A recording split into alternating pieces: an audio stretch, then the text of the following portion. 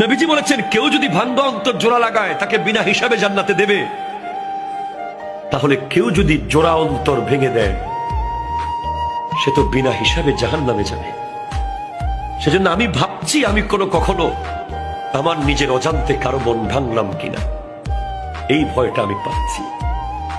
আজকে আমরা একটা সিএনজি ওয়ালাকে ঠাস করে থাপ্পড় মেরে দিই, এটা রিক্সাওয়ালার পট করে কলার ধরে ফেলি, এটা এতিমকে রাস্তাঘাটে ধরে ইনসাল্ট করি, একটা গরিব মানুষকে চেয়ার থেকে নামিয়ে দিই, একটা ফকিরকে অপমান করি, অপদস্থ করে কথা বলি, কোরবানির দিন গোশতের টুকরো একটু বেশি দিতে হবে বলে দরজা বন্ধ করে দিই। কত অন্তর আমরা ভেঙে দিই, কতজনকে মায়ের বুক থেকে আজ চলে যেতে বাধ্য করেছি আমরা,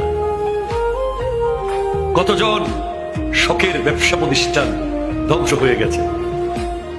এখনো হয়েছে, তখনও হয়েছে, যখনই হয়েছে।